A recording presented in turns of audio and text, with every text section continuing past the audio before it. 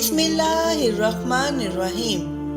प्यारे दोस्तों, हम आपको आज की वीडियो में मेराज के वाक़ये के बारे में बताएंगे, इसलिए वीडियो को आखिर तक लाजमन देखिएगा। ताइफ के सफ़र के बाद मेराज का वाक़या पेश आया, जब हजूर नबी करीम सल्लल्लाहु अलैहि वसल्लम पर अल्लाह ताला का खास इनाम और नबूवत का बहुत बड़ा मौजज़ा हुआ था। और ये वाक़या इस तरह हुआ कि हजूर नबी करीम सल्लल्लाहु अलैहि वसल्लम मक्का मुअज़्ज़मा में हजरत उम्मे हानी रज़ी अल्लाह ताला अन्हा के घर रात के वक्त आराम फरमा रहे थे कि अल्लाह ताला ने हजरत जिब्राईल अलैहिस्सलाम और हजरत मीकाईल अलैहिस्सलाम को आपके पास भेजा। वो आपको मस्जिदुल हराम ले गए, फिर वहां से बुराक पर सवार करके मस्जिद अक्सा ले गए, जहां तमाम अंबिया अलैहिस्सलाम ने आपके इख्तिताम में नमाज अदा की। फिर उसके बाद आपको सातों आसमान की सैर कराएगी और आप अल्लाह ताला से हम कलाम हुए। इस सफर की कुछ अहम तफसीलात ये है, हजूर नबी करीम सल्लल्लाहु अलैहि वसल्लम बैतुल मुकद्दस पहुंचने से पहले हजरत जिब्राईल अलैहिस्सलाम के साथ चले जा रहे थे कि रास्ते में एक सरसब्ज इलाके से गुजर हुआ। हजरत जिब्राईल अलैहिस्सलाम ने आपसे कहा, आप यहाँ उतरकर 2 रकात नमाज पढ़ लीजिए। आपने बुराक से उतरकर 2 रकातें अदा की।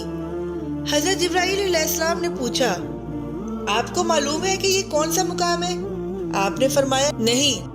तब जिब्राईल अलैहिस्सलाम ने आपको बताया, ये आपने तैयबा यानी मदीना मुनव्वरा में नमाज पढ़ी है और यही आपकी हिजरत गाह है, यानी मक्का से हिजरत करके आपने यहीं आना है। इसके बाद बुराक पर फिर सवार हुए। उसका हर कदम जहाँ तक नजर जाती वहाँ पड़ता था। एक और मुकाम पर हजरत जिब्राईल अलैहिस्सलाम ने कहा, आप यहाँ उतरकर नमाज पढ़िए। तो आपने वहाँ भी 2 रकात अदा किए और फिर उन्हें बताया कि आपने मदीन में नमाज पढ़ी।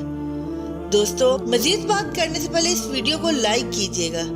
बस्ती का नाम बदीन हजरत इब्राहिम अलैहिस्सलाम के बेटे के नाम बदीन पर रखा गया था और उन्होंने इसी में क़याम किया था। इसके बाद वहाँ आबादी हो गई थी। हजरत शुएब अलैहिस्सलाम भी इसी बस्ती में मबूस हुए थे। उसके बाद फिर आप उसी बुराक पर सवार हुए। एक और मुकाम पर हजरत जिब्राईल अलैहिस्सलाम ने आपसे कहा, अब आप यहाँ उतरकर नमाज पढ़िए। आपने 2 रकात नमाज अदा की। जिब्राईल अलैहिस्सलाम ने बताया, ये बैतुल लहम है। बैतुल लहम बैतुल मुकद्दस के पास एक ऐसी बस्ती है जहाँ हजरत ईसा अलैहिस्सलाम की पैदाइश हुई। इसी सफर में आपने अल्लाह के रास्ते में जहाद करने वालों का हाल देखा, यानी आपको आखिरत की मिसाली शक्ल के जरिए मुजाहिदीन के हाल दिखाएंगे। हजरत जिब्राईल अलैहिस्सलाम ने बताया, ये अल्लाह की राह में जहाद करने वाले लोग हैं। अल्लाह ने उनकी हर नेकी का सवाब 700 गुना कर दिया है। इसी तरह हजरत मोहम्मद सल्लल्लाहु अलैहि वसल्लम के सामने दुनिया लाई गई। दुनिया एक हसीन और जमील औरत की सूरत में दिखाई गई। इस औरत ने आपसे कहा, ए मोहम्मद, मेरी तरफ देखिए, मैं आपसे कुछ कहना चाहती हूँ। आपने उसकी तरफ तवज्जो नहीं दी और जिब्राईल अलैहिस्सलाम से पूछा, ये कौन है? उन्होंने बताया, ये दुनिया है। अगर आप इसकी तरफ तवज्जो देते तो आपकी उम्मत आखिरत के मुकाबले में दुनिया को इख्तियार कर लेती। इसके बाद आपने रास्ते में एक बुढ़िया को देखा। आपने पूछा, ये कौन है? हजरत जिब्राईल अलैहिस्सलाम ने बताया, ये दुनिया ही है। दुनिया की उम्र का इतना हिस्सा ही बाकी रह गया है जितना कि इस बुढ़िया का हो सकता है। उसके बाद इमानत में खयानत करने वाले, फर्ज नमाज को छोड़ने वाले, ज़कात अदा न करने वाले, बदकारी करने वाले, डाका डालने वाले दिखाए गए। उनके भयानक अंजाम दिखाए गए। इमानत में खयानत करने वाले इतने बोझ में इजाफा किए जा रहे थे और बोझ को उठाने के काबिल नहीं थे। फर्ज नमाजों के छोड़ने वाले के सर कुचला जा रहा था, उनके सर रेजा रेजा हो रहे थे और फिर असर हालत में आ जाते थे। कुचलने का अमल फिर शुरू हो जाता था। गर्ज उन्हें जरा बराबर मोहलत ना दी जाती थी। अपने माल में ज़कात अदा ना करने वालों का अंजाम आप सल्लल्लाहु अलैहि वसल्लम ने देखा कि उनके सतर पर आगे और पीछे फटे हुए चिथड़े लटके हुए थे। वो ऊंट और बकरियों की तरह चल रहे हैं और ज़कून दरख्त के कड़वे पत्ते और कांटे खा रहे थे। ज़कून दरख्त के बारे में आता है कि इस कदर कड़वा और जहरीला है कि उसकी करवाहट का मुकाबला दुनिया का कोई दरख्त नहीं कर सकता।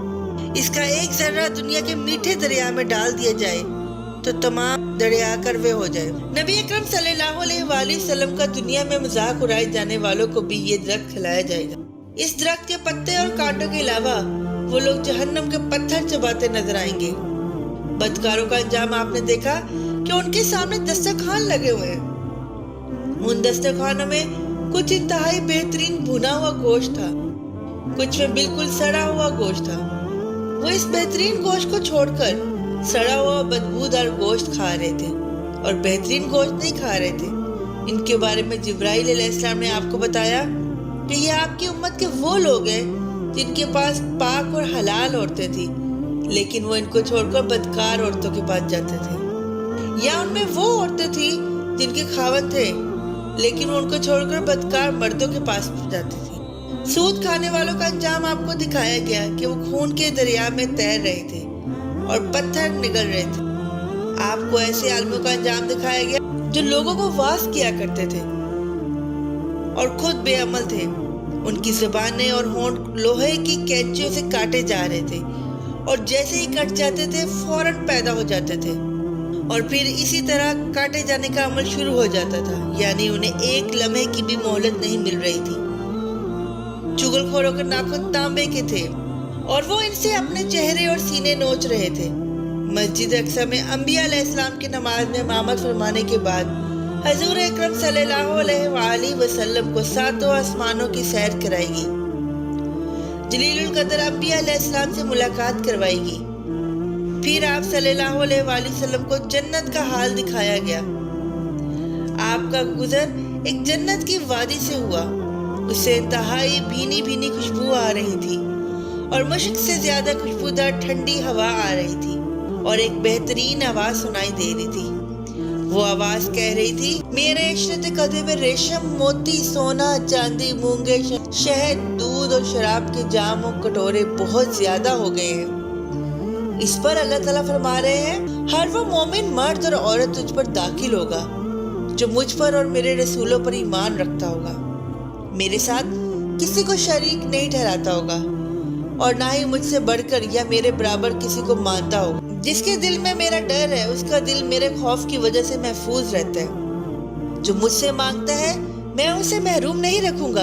جو مجھے قرض دیتا ہے یعنی نیک عمل کرتا ہے اور میری راہ میں خرچ کرتا ہے میں اسے ضرور بدلہ دوں گا، اور جب مجھ پر توکل اور بھروسہ کرتا ہے اس کی جمع پونجی کو اس کی ضرورت کے لیے پورا کرتا رہوں گا۔ میں ہی سچا معبود ہوں، میرے علاوہ کوئی بھی عبادت کے لائق نہیں۔ میرا وعدہ سچا ہے، غلط نہیں ہوتا ہے۔ مومن کے لیے نجات یقینی ہے اور اللہ تعالیٰ ہی برکت دینے والا ہے۔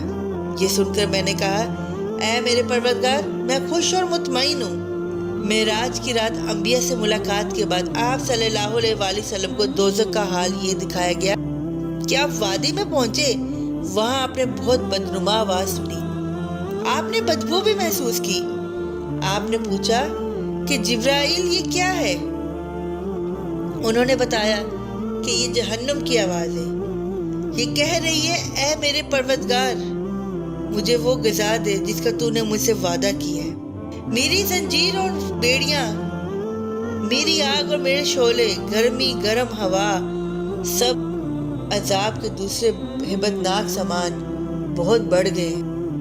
میری گہرائی اور اس گہرائی میں آپ کی تپش، اور اس گہرائی میں آگ کی تپش یعنی اسرابیت اور اس کی بھوک بہت زیادہ ہے، اس لیے مجھے وہ میری خوراک دے جس کا تو نے مجھ سے وعدہ کیا۔ جہنم کے اس پکار کے جواب میں اللہ تعالیٰ نے فرمایا، ہر کافر اور مشرک، بدنیت، بدمعاش اور خبیث مرد اور عورت تیری خوراک ہے۔ یہ سن کر جہنم نے جواب دیا، بس میں خوش ہو گئی۔ اسی سفر میں آپ کو دجال کی صورت دکھائی گئی۔ اس کی شکل عبدالعزیٰ ابن القطن جیسی تھی۔ یہ عبدالعزیٰ جاہلیت کے زمانے میں نبی اکرم صلی اللہ علیہ وآلہ وسلم کے ظہور سے پہلے ہی مر گیا تھا۔ آپ کو وہاں کچھ لوگ دکھائے گئے، ان کے ہونٹ اونٹوں کے ہولوں جیسے تھے اور ان کے ہاتھوں میں پتھروں کی طرح بڑے بڑے انگارے تھے، یعنی اتنے بڑے بڑے تھے کہ ایک ایک انگارے میں ان کا ہاتھ بڑھ گیا تھا۔ وہ لوگ انگاروں کو اپنے منہ میں ڈالتے تھے۔ آپ نے یہ منظر دیکھ کر جبرائیل علیہ السلام سے پوچھا، جبرائیل یہ کون ہے؟ جواب میں انہوں نے بتایا، یہ وہ لوگ ہیں جو زبردستی اور ظلم سے یتیموں کا مال کھاتے تھے۔ جہنم دکھانے کے بعد آپ کو جنت دکھائے گی۔ آپ نے وہاں موتیوں کے بنے ہوئے گنبد دیکھے، وہاں کی مٹی مشک کی تھی۔ آپ نے جنت میں انار دیکھے، وہ بڑے بڑے تھے، اور جنت کے پرندے اونٹوں جتنے بڑے تھے۔ ساتوں آسمان کی سیر کے بعد آپ کو سدرۃ المنتہا تک لے جایا گیا۔ حضور صلی اللہ علیہ وآلہ وسلم نے سدرۃ المنتہا کی جڑ میں ایک چشمہ دیکھا جس سے 2 نہریں نکل رہی تھی، ایک کا نام کوثر اور دوسری کا نام رحمت تھا۔ آپ فرماتے ہیں میں نے اس چشمے میں غسل کیا۔ ایک روایت کے مطابق سدرۃ المنتہا کی جڑ سے جنت کی 4 نہریں نکل رہی تھی، اور ان میں ایک نہر پانی کی، دوسری دودھ کی، تیسری شہد کی اور چوتھی شراب کی ہے۔ اسی وقت سدرۃ المنتہا کے پاس آپ نے جبرائیل علیہ السلام کو ان کی اصل شکل میں دیکھا، یعنی جس شکل میں اللہ تعالیٰ نے بنایا تھا۔ ان کے 600 پر تھے، اور ہر پر اتنا بڑا کہ اس سے آسمان کا کنارہ چھپ جائے۔ ان پروں سے رنگ برنگ موتی اور یاقوت اتنی تعداد میں گر رہے تھے کہ ان کا شمار اللہ تعالیٰ کو ہی معلوم ہے۔ پھر ایک بدلی نے آپ کو گھیر لیا، آپ کو اسی بدلی کے ذریعے اوپر اٹھا لیا گیا۔ جبرائیل علیہ السلام وہیں رہ گئے۔ بدلی کی جگہ بعض روایات میں ایک سیڑھی کے ذریعے اٹھائے جانے کا ذکر بھی آیا ہے۔ یہاں آپ نے لوح محفوظ میں لکھے جانے والے کلمات کی آہٹ سنی۔ یہ توحید کے قلم تھے، اور فرشتے ان سے مخلوق کی قسمت لکھ رہے تھے۔ اس تفصیل سے معلوم ہوا کہ جبرائیل علیہ السلام سدرۃ المنتہا سے آگے نہیں گئے۔ یہ بھی معلوم ہوا کہ سدرۃ المنتہا 7ویں آسمان سے اوپر ہے۔ بعض علماء نے لکھا ہے یہ عرش اعظم کے در سے طرف ہے۔ ایک روایت میں ہے جبرائیل علیہ السلام آپ صلی اللہ علیہ وآلہ وسلم کو لے کر 7واں آسمان کے اوپر گئے۔ وہاں ایک نہر پر پہنچے، اس میں یاقوت اور موتیوں کے خیمے لگے ہوئے تھے۔ اس نہر میں ایک سبز رنگ کا پرندہ تھا، وہ اس قدر حسین تھا کہ اس جیسا پرندہ کبھی نہیں دیکھا تھا۔ جبرائیل علیہ السلام نے بتایا کہ یہ نہر کوثر ہے جو اللہ تعالیٰ نے آپ کو عطا فرمائی ہے۔ آپ فرماتے ہیں اس میں یاقوت اور زمرد کے تھالوں میں رکھے ہوئے سونے اور چاندی کے جام تیر رہے تھے۔ اس نہر کا پانی دودھ سے زیادہ سفید تھا۔ آپ نے ایک جام اٹھایا، اس نہر سے بھر کر پانی پیا تو وہ شہد سے زیادہ میٹھا اور مشک سے زیادہ خوشبودار تھا۔ آپ فرماتے ہیں جبرائیل علیہ السلام مجھے لیے ہوئے سدرۃ المنتہا تک پہنچے۔ اس کے بعد حجاب اکبر ہے۔ حجاب اکبر پہنچ کے انہوں نے کہا میری پہنچ کا مقام یہاں ختم ہو گیا، اب آپ آگے تشریف لے جائیے۔ آپ فرماتے ہیں میں آگے بڑھا یہاں تک کہ میں سونے کے تخت تک پہنچ گیا۔ اس پر جنت کا ریشمی قالین بچھا ہوا تھا۔ اسی وقت میں نے جبرائیل علیہ السلام کی آواز سنی، وہ کہہ رہے تھے کہ اے محمد، اللہ تعالیٰ آپ کی تعریف فرما رہا ہے، آپ سنیے اور اطاعت کیجیے، اور آپ کلام الہی سے وحشت زدہ نہ ہو۔ چنانچہ اس وقت میں نے حق تعالیٰ کی تعریف بیان کی۔ اس کے بعد مجھے اللہ کا دیدار ہوا اور میں فوراً سجدے میں گر گیا۔ پھر اللہ نے مجھ پر وحی اتاری، اور وہ یہ تھی کہ اے محمد، جب تک آپ جنت میں داخل نہیں ہو جائیں گے اس وقت تک تمام انبیاء کے لیے جنت حرام رہے گی۔ اسی طرح جب تک آپ کی امت جنت میں داخل نہیں ہوگی تمام امتوں کے لیے جنت حرام رہے گی۔ اس کے علاوہ اللہ تعالیٰ نے فرمایا اے محمد، ہم نے یہ کوثر آپ کو عطا فرما دی ہے۔ اسی طرح آپ کو خصوصیت حاصل ہو گئی ہے کہ تمام امتی آپ کے مہمان ہوں گے۔ اس کے بعد 50 نمازیں فرض ہوئی۔ 50 نمازیں حضرت موسیٰ علیہ السلام سے مشورہ کر کے کم کروائی گئی، یہاں تک کہ ان کی تعداد 5 کر دی گئی۔ تاہم اللہ تعالیٰ نے فرمایا اے محمد، ہر روز 5 نمازیں، ان میں سے ہر ایک کا ثواب 10 کے برابر ہوگا۔ تو اس طرح ان 5 نمازوں کا ثواب جا کے 50 نمازوں کے برابر ملے گا۔ آپ کی امت میں سے جو شخص بھی نیکی کا ارادہ کرے گا اور پھر نہیں کر سکے گا، میں اس کے حق میں صرف ارادہ کرنے پر ایک نیکی لکھوں گا۔ اگر اس نے وہ نیک عمل کر بھی دیا تو اسے 10 نیکیوں کے برابر لکھوں گا، اور جو شخص بدی کا ارادہ کرے اور پھر اس کو نہ کرے تو بھی اس کے لیے ایک نیکی لکھ دوں گا۔ اس نے وہ بدی کر لی تو اس کے نتیجے میں ایک بدی لکھ دوں گا۔ آپ فرماتے ہیں میں نے جنت کے دروازے پر لکھا دیکھا کہ صدقے کا صلہ 10 گنا ہے اور قرض کا صلہ 18 گنا ہے۔ میں نے جبرائیل علیہ السلام سے پوچھا کہ قرض دینا صدقے سے افضل ہے؟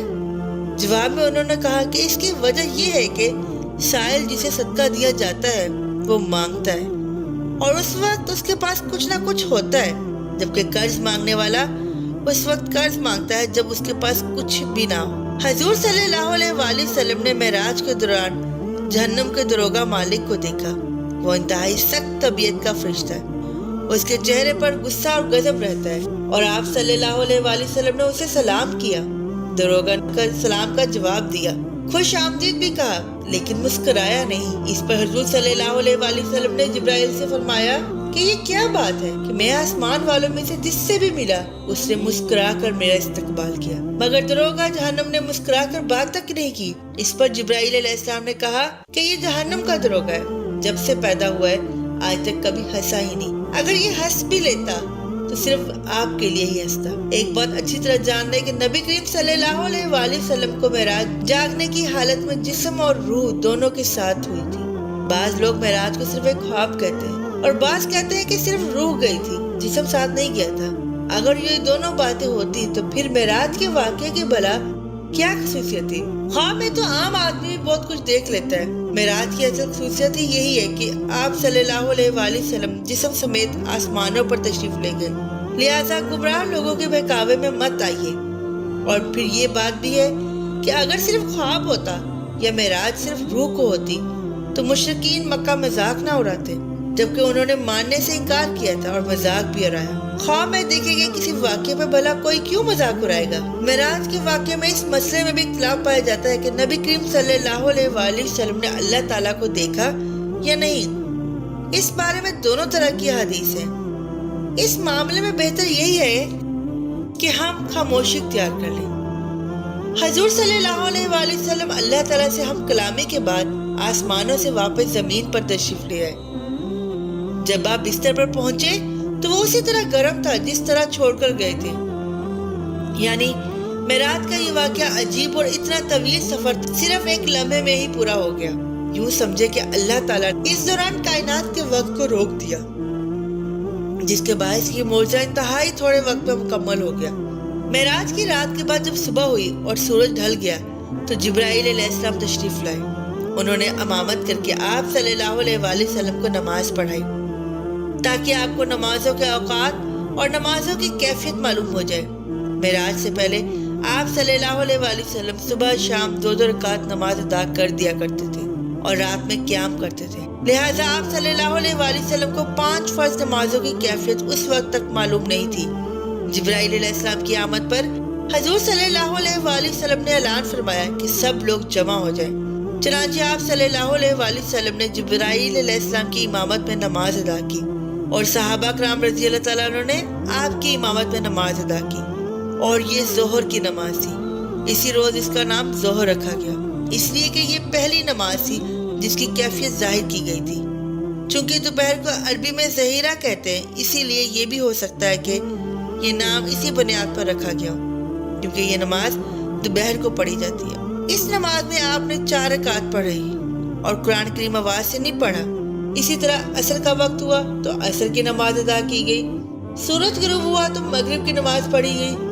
یہ 3 رکعت کی نماز تھی، اس میں پہلی 2 رکعتوں میں آواز سے قرات کی گئی، آخری رکعت میں قرات بلند آواز سے نہیں کی گئی۔ اس نماز میں بھی ظہر اور عصر کی طرح حضرت جبرائیل علیہ السلام آگے تھے۔ آپ صلی اللہ علیہ وآلہ وسلم ان کی امامت میں نماز ادا کر رہے تھے اور صحابہ نبی کریم صلی اللہ علیہ وآلہ وسلم کی امامت میں۔ رہا یہ سوال کہ یہ نماز کہاں پڑھی گئی، تو اس کا جواب یہ ہے کہ خانہ کعبہ میں پڑھی گئی، اور آپ صلی اللہ علیہ وآلہ وسلم کا رخ بیت المقدس کی طرف تھا، کیونکہ اس وقت قبلہ اول بیت المقدس تھا۔ حضور صلی اللہ علیہ وآلہ وسلم جب تک مکہ معظمہ میں رہے تو اسی سے منہ کر کے نماز ادا کرتے رہے۔ جبرائیل علیہ السلام نے پہلے دن نمازوں کے اول وقت میں نماز پڑھائی اور دوسرے دن آخری وقت میں، تاکہ معلوم ہو جائے نمازوں کے اوقات کہاں سے کہاں تک ہے۔ اس طرح یہ 5 نمازیں فرض ہیں اور ان کے پڑھنے کا طریقہ بھی آسمان سے نازل ہوا۔ آج کچھ لوگ کہتے ہیں کہ نماز کا کوئی طریقہ قرآن سے ثابت نہیں، لہذا نماز کسی بھی طریقے سے پڑھی جا سکتی ہے، تو بس قرآن کو مانتے ہیں۔ ایسے لوگ شدید گمراہی میں مبتلا ہیں۔ نماز کا طریقہ بھی آسمان سے نازل ہوا اور ہمیں نماز بھی اسی طرح پڑھنی ہوگی جس طرح نبی کریم صلی اللہ علیہ وآلہ وسلم اور آپ کے صحابہ پڑھتے رہے۔ یہ بات بھی ثابت ہے کہ فرض نمازیں 5 ہیں۔ حدیث کے منکر 5 نمازوں کا انکار کرتے ہیں، وہ صرف 3 فرض نمازوں کے قائل ہیں۔ لوگوں کو دھوکہ دینے کے لیے وہ کہتے ہیں کہ قرآن مجید میں صرف 3 نمازوں کا ذکر آیا، حالانکہ اول تو ان کی یہ بات ہے ہی جھوٹ، اور دوسری یہ جب احادیث سے 5 نمازیں ثابت ہیں تو کسی بھی مسلمان کے لیے اس سے انکار کرنے کی کوئی گنجائش نہیں رہتی۔ نمازوں کی حکمت کے بارے میں علماء نے لکھا ہے کہ انسان کے اندر اللہ تعالیٰ نے 5 حواس یعنی 5 حصے رکھی ہیں۔ انسان گناہ بھی انہی حصوں کے ذریعے کرتا ہے، یعنی آنکھ، ناک، منہ، کان، اعضاء اور جوارح، یعنی ہاتھ پاؤں۔ لہٰذا نمازیں بھی 5 مقرر کی گئی ہیں تاکہ ان 5 حواسوں کے ذریعے دن اور رات میں جو گناہ انسانوں سے ہو جائے وہ ان 5 نمازوں کے ذریعے دھل جائے۔ اس کے علاوہ بھی بے شمار حکمتیں ہیں۔ یہ بھی یاد رکھیں کہ معراج کے واقعے میں حضور صلی اللہ علیہ وآلہ وسلم کا آسمانوں پر جانا ثابت کرتا ہے کہ آسمان حقیقت میں موجود ہے۔ موجودہ ترقی یافتہ سائنس کا یہ نظریہ ہے کہ آسمان کا کوئی وجود نہیں، بلکہ یہ کائنات ایک عظیم خلا ہے۔ انسانی نگاہ جہاں تک جا کر رکتی ہے وہاں اس خلا کی مختلف روشنیوں کے پیچھے ایک نیل گو خط نظر آتا ہے جس کو انسان آسمان کہتا ہے۔ لیکن اسلامی تعلیم نے ہمیں بتایا ہے کہ آسمان موجود ہے، اور آسمان اسی ترتیب سے موجود ہے جو قرآن اور حدیث نے بتایا۔ قرآن مجید کی بہت سی آیات میں آسمان کا ذکر ہے، بعض آیات میں 7 آسمان کا ذکر ہے، جن سے معلوم ہوتا ہے کہ آسمان ایک اٹل حقیقت ہے، نہ کہ نظر کا دھوکہ۔ امید ہے کہ آج کی ویڈیو آپ کو اچھی لگی ہوگی۔ اگر ویڈیو اچھی لگی ہو تو لائک کر کے ہمارے چینل کو سبسکرائب کر دیں اور بیل آئیکن کو کلک کر دیں تاکہ آپ کو ہماری نئی آنے والی ویڈیو کا پتہ چلتا رہے۔ اگر زندگی رہی تو انشاءاللہ نئی ویڈیو کے ساتھ دوبارہ حاضر ہوں گے۔ ابھی ہمیں اجازت ہے، اللہ حافظ۔